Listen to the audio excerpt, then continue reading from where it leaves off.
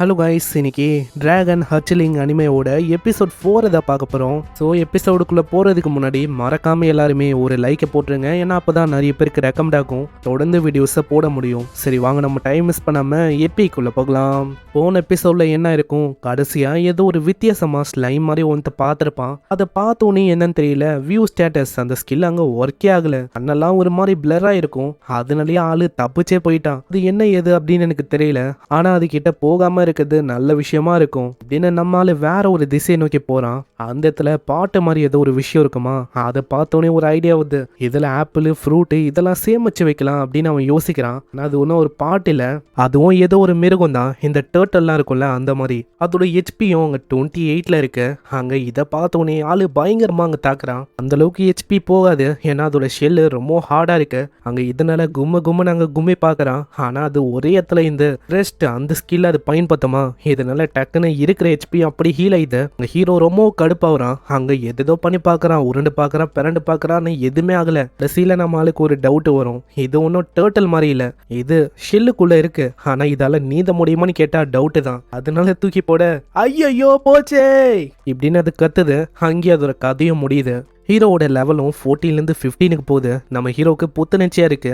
ஒரு ஃபைட்டை முடிக்கும் போதும் ஒரு மாதிரி குதூகலமா இருக்கு. அங்க இப்படி ஆளு யோசனை இருக்க, திடீர்னு பயங்கரமா பின்னாடி சவுண்டு கேட்கும். பின்னாடி அது மாதிரியே ஏகப்பட்ட மாஸ்டர்ஸும் வந்திருக்கு. அப்புறம் தான் ஆளுக்கு புரியுது, அது கீழே வரும்போது ஐயோ காப்பாத்துங்க அப்படின்னு அது ஏகப்பட்ட வார்த்தைகளை விட்டுருக்கும். அதனால அதோட ஃப்ரெண்ட்ஸ் எல்லாம் இங்க வந்திருக்காங்க. அதுங்க எல்லாமே அப்படியே ஒண்ணு மேல ஒண்ணு ஏறி நிக்குமா. இதை பார்த்து நம்மளால ஆச்சரியமா வரான். ஆனா இது கம்பெனி ஆகி மிகப்பெரிய உருவமா மாறும் அப்படின்னு நம்மளால யோசிப்பான். ஆனா அது ஒன்றும் அந்த அளவுக்கு பயங்கரமாலாம் இல்லை, ஒன்றுக்கு மேலே ஒன்று அவ்வளோதான் இருக்கு. நம்மளால ஒரே போடா மொத்தமாக அதை மூச்சை விட்டுறான். இதனால லெவல் 14லேருந்து டேரெக்டாக 30க்கு வந்துடுறான். அந்த ஃப்ளைக்கான ஸ்கில்லும் 1லேருந்து 2க்கு போயிட்டு இப்போ பறக்கலாம் முடியும்ல, அதை பற்றி தான் யோசிக்கிறான். ஆனால் என்ன ஒன்று, என்னதான் எவ்வளோ லெவலப் ஆகியும் இன்னமும் அந்த ஹியூமன் டிரான்ஸ்ஃபர்மேஷன் அந்த ஸ்கில்லு கிடைக்கிற மாதிரியே இல்லை. அது எப்போதான் வருமோ இப்படின்னு தான் யோசிக்கிறான். ஒன்று அந்த மிருகத்தோட ஷெல்லை பார்த்து தான் அவன் யோசிக்கிறான். என்ன இதுங்களோட ஷெல்லு ஸ்டார்டிங்கில் ஹார்டாக இருந்துச்சு, ஹார்டாக இருக்கு, அதுக்கு நீ இதை உடைக்க முடியாதுன்னு இல்லை, நான் கொஞ்சம் ஃபோர்ஸை போட்டேன். இப்போ என்னன்னா இது உடஞ்சு போயிடுச்சு. பரவாயில்ல, இங்க மீட் இருக்கு. ஆனா அதுக்கு நான் மீட்டை ஒண்டி தான் சாப்பிட போறேன்னு இல்ல, வெஜ்ஜஸும் உனக்கு வேணும். வெஜ்ஜஸ் இல்லாம நல்லா இருக்காது. ஆனா இப்பவும் எனக்கு தெரியல அடுத்த எவல்யூஷன் அது எப்போ வருமோ. இப்படி ஆளு போகும்போது அந்த இடமே ஒரு மாதிரி வித்தியாசமான கலர்ல இருக்கும். அங்க ஏதோ ஒண்ணு நடக்கிற மாதிரி ஒரு சவுண்டு கேட்கும். என்னதுடான்னு பார்த்தா முன்னாடியே ஒரு பேர் மாதிரி ஏதோ ஒரு கிரியேச்சர் அங்க நடந்து போகும். வியூ ஸ்டேட்டஸ் அதை வச்சு அவன் செக் பண்ணலான்னு பாக்குறான். ஆனா அது ரொம்ப தூரமா இருக்கனால சரியா செக் ஆகல. ஆனா ஸ்பெஷலான எபிலிட்டி நம்ம ஹீரோ கிட்ட இருக்கு. அது மூலமா செக் பண்ணி பார்க்கும்போது இப்போதான் தெரியுது, இது டி ரேங்க்ல இருக்க கிளே பேர் ரொம்ப ஸ்ட்ராங்கு. அதே டைம்ல இதால ஈஸியா ரெக்கவரும் ஆக முடியும். இதோட எபிலிட்டி அதெல்லாம் வச்சு பார்த்தா இது என்னோட லெவல்ல இருக்குன்னு நினைக்கிறேன். அப்படி நான் ஜெயிச்சா என்னால இதை மொத்தமா எரிச்சு சாப்பிடவும் முடியும். இது ஒரு கிளே பேரா இருக்கு, கண்டிப்பா இதை கொண்டுட்டா இதே பாட்டாவும் என்னால பயன்படுத்த முடியும் இப்படின்னு ஆளு யோசிச்சுட்டு அங்க பொறுமையா சைட்ல நோட்டீஸே ஆகல அப்படின்னு சொல்லிட்டு அவன் போறான். மேல இருந்து மூச்சு விட்டலான்னு ஒரு பயங்கரமான பஞ்சையும் அடிக்கிறான். ஆனா அது பார்த்தா அதோட உடம்பு அப்படியே ஓபன் வந்து ஹீரோ எப்படியும் அவங்க தப்பிக்கிறான். அட என்ன இது ஒன்றும் பேர் இல்ல, இதெல்லாம் பேருன்னே சொல்லக்கூடாது. ஆனா அது அடங்கவே இல்லை. நம்ம ஹீரோவை மொத்தமா முழுங்கிடலாம் அப்படின்னு பாக்குது. அம்மால உருண்டு பிறண்டு பயங்கரமா அங்க தாக்குறான். டேமேஜும் விழுது. ஆனா ஒரு சில செகண்ட்ல அதோட ஹெச்பியும் அப்படியே ஃபுல் ஆயிடுது. அங்க போன வாட்டியே இதுக்கு முன்னாடி அங்க பறந்து போயிட்டு பயங்கர வேகமா தாக்கியிருப்பான். அது மூலமா தான் அந்த மாஸ்டர்ஸை அவன் கொண்டிருப்பான். அதே மாதிரி இங்கேயும் பண்ணலாம் அப்படின்னு தான் ஆளு ஐடியாவே பண்றான். அதே மாதிரி ட்ரை பண்றான். ஆனா இங்க வேலைக்கு ஆகுறமா தெரியல. என்னதான் தாக்குனாலும் சீக்கிரமா அங்க ஹீல் ஆயிடுது. அங்க திடீர்னு ஒரு பயங்கரமான சாம் ஸ்டார்ம் அது கிரியேட் பண்ணு. அந்த இடம் முழுக்க டொர்னேடோவா புகை மூட்டமா இருக்கு. நம்ம ஹீரோ நல்லா உத்து பார்க்கும்போது அந்த மிருகத்தோட உடம்பு முழுக்க ஒரு ஸ்பைக்கியா இருக்கு. அட என்ன இது சீட்டிங், என்னால ஏத்துக்க முடியாது. ஆனா நல்லா அதோட ஹெச்பியை பார்த்தா வெறும் 19 தான் இருக்கு. இப்பதான் அங்க தெரியுது அது நிறையவே ஹீலிங்க பயன்படுத்திருக்கோம். அதனால திரும்பவும் அதால ஹீல் பண்ண முடியல. அங்க தாக்கலான்னு போறதுக்குள்ளேயே அது பயங்கர வேகமா தாக்குது. அது எல்லாமே அதோட உடம்புல இருக்க அந்த கிளே தான். அதை வச்சு அது திரும்பவும் தாக்குது. இதனால நம்மளுக்கு ஒரு ஐடியா ஆகுது, கிட்ட போயிட்டு பயங்கர வேகமா கையை அப்படியே பிடிங்கிறான். ஜனத்திலேயே அவன் யோசிச்ச மாதிரி அதுவும் அப்படியே உருக ஆரம்பிக்குமா. போன வாட்டி வானத்துல இருந்து தாக்கும் போது மீட்டர் மாதிரி அங்க தாக்கியிருப்பான். அதே மாதிரி இதுல ஃபயர் அட்டாக்கையும் அவனோட வானத்துல இருந்து தாக்குறதுக்கான ஸ்கில் அது ரெண்டுத்தையுமே சேர்த்து வர்றான். அங்க ஒரு பயங்கரமான அட்டாக்கும் வெளிப்பது. 10 செகண்டே அதோட கதையும் முடியுது. ஃபைனலி எப்படியோ நான் அதை முடிச்சிட்டேன். இதனால ஹீரோட லெவலும் 30லேருந்து 33க்கு போகுது. சீன்ல கடைச்சை கிளிய வச்சு அங்க நிறையவே அவன் ரெடி பண்ணிட்டான். எல்லாத்தையுமே ஹீட் பண்ணி களிமண்ணால ஆன ஒரு ஸ்டவ் மாதிரி ஒரு விஷயத்த ரெடி பண்ணியிருக்கான். அங்க இது ரெடி ஆகுற நேரத்துல இன்னமும் ஏகப்பட்ட இன்கிரீடியன்ட் தேடலாம் அப்படின்னு நம்மளால போறான். அங்க ஒரு மஷ்ரூம் இருக்கும், அது ஒரு லைட்னிங் மஷ்ரூம். நியூட்ரியன்ஸ் எல்லாமே ரிச்சா இருக்கு. ஆனா என்ன ஒண்ணு, இதுல பாய்சனும் கலந்துருக்கா.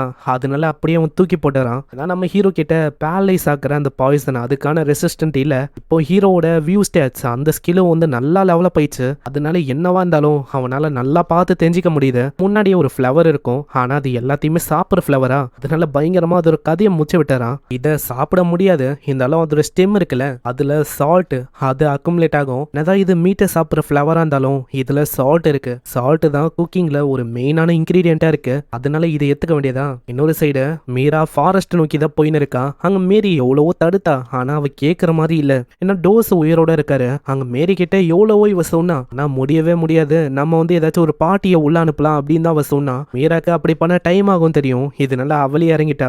டோஸ் நினைச்சு கவலையா இருக்கு. ஏன்னா அந்த பெரியவரை வந்து சொல்லியிருப்பாரு, உனக்கு தெரியுமாமா டோஸ் இருக்கான்ல, எதுவும் பைத்தியம் மட்டும் சொல்லிக்கினே அப்படியே ஃபாரஸ்ட் நோக்கி போனா. டோஸ் ஆல்ரெடி உங்ககிட்ட சொல்லியிருப்பாரு, நீ வரலன்னு வச்சுக்கோயேன் நானும் இவனும் இறந்து போயிடுவோம் அந்த இடத்துல. அதனால தான் நம்ம மீரா ஒத்துக்கினாங்க, இல்லைன்னா அவங்க போயிருக்கவே மாட்டாங்க. எல்லா தப்பும் என் மேலதான் இருக்கு. நான் உண்டி அவங்கள ஸ்டாப் பண்ணியிருந்தா எவ்வளவு பிரச்சனை வந்திருக்காது, யாருமே இறந்தும் போயிருக்க மாட்டாங்க. ஏன் தான் அவர் வந்து போனாரோ, டோஸ் உயிரோட இருக்காரு, நான் தான் அவரை காப்பாத்தணும். திடீர்னு ஏதோ ஒரு மிருகமோ தாக்கலான்னு வரும். ஆனா அதுக்குள்ள அது ஒரு கதையை முச்சரா. அங்க இதே மாதிரி பயத்தோட எப்படியோ உள்ள போக ஆரம்பிக்கிறா. இன்னொரு சைடு நம்ம ஹீரோ ஏதோ ஒரு மஷ்ரூமை பாக்குறான். அது மெச்சூரிட்டி அடைஞ்ச உடனே இதெல்லாம் நடக்கலாம் முடியுமா, அதே டைம்ல இது வந்து ரொம்ப டெலிஷியஸ் ஆனதா. இதெல்லாம் கேட்ட உடனே நம்ம ஆளுக்கே அதை சாப்பிடணும் அப்படின்னு ரொம்ப ஆர்வமா இருக்கு. சைடுல அதே மாதிரி வித்தியாசமானதும் இருக்கு, ஆனா இது ரொம்ப ரேரா. இதை கேட்ட உடனே ஆளுக்கு அவ்வளவு சந்தோஷம். ஆனா அதுக்கப்புறம் தான் அந்த மஷ்ரூமை பத்தி அது சொல்ல ஆரம்பிக்குது. இந்த மஷ்ரூம் இதால இல்யூஷனை கிரியேட் பண்ண முடியும். இது ஒரு வகையில ட்ரக் மாதிரி. 500 வருஷத்துக்கு முன்னாடி இதை கண்டுபிடிச்சாங்க. அப்பத்துல இருந்து நிறைய பேர் இதுக்கு அடிக்ட் ஆவாங்களாம். அங்க இப்படின்னு கேட்டவனே பயங்கரமா அதை எச்சறான். ஹீரோவோட டைட்டிலும் இட்டி பிட்டி டைட்டிலும் 1ல இருந்து 2க்கு போகுது. இந்த சைடு மீராங்க போகும்போது நிறையவே மாஸ்டர்ஸும் ஓடி போகும். அதனால ஒழிஞ்சுன்னு இருக்கா. இன்னமும் மீராக்கு பயமா இருக்கு, உள்ள ரொம்ப ஆபத்தான விஷயம்லாம் ஒழிஞ்சுன்னு இருக்கும்னு. இன்னொரு சைடு நம்ம ஹீரோ ஏகப்பட்ட கிரேப்ஸை கண்டுபிடிக்கிறான். எல்லாமே சாப்பிட்ற மாதிரி ரொம்ப வேற லெவலான ஐட்டமா இருக்கும். அதனால ஆளு ஏத்து வச்சுக்கிறான். இந்த சைடு அவளுக்கு இன்னமும் பயமா இருக்கு, ஏன்னா உள்ள என்னென்ன ஆபத்து இருக்கோ. அதனால திரும்ப வீட்டுக்கு போயிடலாம் அப்படின்னு தான் யோசிக்கிறா. நெக்ஸ்ட் சீன்ல நம்ம ஹீரோ ஒரு பல்ப் மாதிரி ஒரு மஷ்ரூமை கொண்டு வந்திருப்பான். அதனால வெளிச்சம் வந்து அங்க சமையல ஆரம்பிக்கிறான். சமையலும் அங்க வேற லெவல்ல இருக்கு. அதுல சால்ட்டை போட்டோன்னே சமையலுக்கே உயிர் வந்த மாதிரி ஃபீல் ஆகுது. வாழ்க்கையில ஒளியே இல்லாம ஒளி வந்தா எப்படி இருக்கும், அந்த மாதிரி தான் உப்பை போட்டு சாப்பிடும் போது அந்த மாதிரி ஆளுக்கு ஃபீல் ஆகுது. இதனால நம்ம ஹீரோவோட குக்கு டைட்டில் அதுவும் 1ல இருந்து 2க்கு போகுது. இன்னமும் கிளேஸை வச்சு ஸ்பூனு இந்த மாதிரி விஷயத்தெல்லாம் கிரியேட் பண்ணலாம்னு யோசிக்கிறான். நெக்ஸ்ட் சீன்ல ஒரு 2 பேரை காட்டுறாங்க. மிலிட்டியா நம்ம வந்துட்டோம். அங்க 2 பேருமே நம்ம ஹீரோ இருக்கிற அதே ஃபாரஸ்ட் நோக்கி தான் போறாங்க. இங்க தான் ஏதோ இன்வெஸ்டிகேஷன் பண்ணும் அப்படின்னு சொல்லி ஆளுங்க அமைச்சிருக்காங்களா. நெக்ஸ்ட் சீன்ல நம்ம ஹீரோ, நான் வீட்டுக்கு வந்துட்டேன், ஆனா ஆப்வியஸா யாருமே ஆன்சர் பண்ண போதில்லை, ஏன்னா நான் ஒண்டிதான் தனியா இருக்கேன். அங்க ஏகப்பட்ட ஓநாய்களை இவன் ஹன் பண்ணிருப்பான். எல்லாத்தையுமே அங்க வச்சுட்டு அதோட மீட்டை ட்ரை பண்ணலாம் அப்படின்னு யோசிக்கிறான். அதுக்காக வச்சா குரங்கு மாதிரி இருக்கிற அந்த மாஸ்டர்ஸ் அதுங்க எத்தனை ஓடி போயிடுது. இதனால நம்மளால ரொம்ப கடுப்பாகிறான். இதுங்களை நான் என்ன பண்றது, ஏதாச்சும் ஒண்ணு பண்ணி ஆகணும். இதனால பாய்சனஸான மஷ்ரூம் இந்த மாதிரி விஷயத்தெல்லாம் கலந்து தொங்க விட்டா இதுங்கனால அதுங்க மாட்டி இதுங்களோட கதை முடியும்ல இப்படின்னு ஒரு பிளான் அவன் போடுறான். ஆனா சைட்ல ஏதாச்சும் பாய்சன் இருக்குமான்னு தேடி போகும்போது அங்க வித்தியாசமா ஒரு ஃப்ளவர் இருக்கும். பார்க்கறதுக்கு ரொம்ப அழகா இருக்கு. இந்த மாதிரி ஃப்ளவர்ஸை பார்க்கும்போது நம்ம வாழ்க்கையில எவ்வளவு பெயின் இருந்தாலும் அது காணாம போயிடும். அங்க இப்படியே அவன் நல்லா பார்த்துன்னு இருக்கும்போது சைட்ல ஏதோ ஒரு வித்தியாசமான விலங்கும் அப்பியர் ஆகும். அது என்னது அப்படின்னு தெரியல. இது என்ன மிருகம், இது வெனம் பிரின்ஸ் அப்படின்னு போட்டிருக்கு. எல்லா ஸ்கில்லுமே வெனமோட ரிலேட்டடா இருக்கு. டபுள் பாய்சன் பிரெத், இந்த மாதிரி ஏகப்பட்ட ஸ்கில்லா இருக்கு. அங்க இதனால தள்ளியே இருக்கணும் அப்படின்னு பாக்குறான். ஆனா அதுக்குள்ள அது வேகமா மறைஞ்சு போகுது. எங்க போச்சு அப்படின்னு அவனுக்கு தெரியல. திடீர்னு ஒரு அட்டாக் நடக்கும். தப்பிக்கலான்னு பாக்குறான். ஆனா அதுக்குள்ள முதுகுலயே அது கடிக்குது. இதனால பாய்சன் ரெசிஸ்டன்ஸ் அது 3ல இருந்து 4க்கு போகுது. ஹீரோவால சரியா எதுவுமே பார்க்க முடியல. ஒரு மாதிரி பேரலைஸ் ஆகுற மாதிரி இருக்கு. இன்னொரு சைடு ஒரு கொடூரமான ஸ்மைலோட அதுவும் சிரிக்குது. ஸோ இந்த எபிசோடு பிடிச்சிருக்கும் அப்படின்னு நினைக்கிறேன். பிடிச்சிருந்தா ஒரே ஒரு லைக்கை போட்டுருங்க. அப்பதான் இன்னமும் நிறைய பேருக்கு ரெக்கமெண்ட் ஆகும், தொடர்ந்து வீடியோஸை போட முடியும். நெக்ஸ்ட் எபிசோடு சீக்கிரமாவே வந்துடும். ஸோ கவலைப்பட வேணாம். ஸோ சீக்கிரமா நம்ம மற்ற எபிசோட்ஸும் பார்க்கலாம். இந்த எபிசோடு எப்படின்னு மறக்காம கீழே கமெண்ட் பண்ணுங்க. நான் உங்களை நெக்ஸ்ட் எபிசோட்ல சந்திக்கிறேன். தேங்க்யூ ஃபார் வாட்சிங். சைனரா.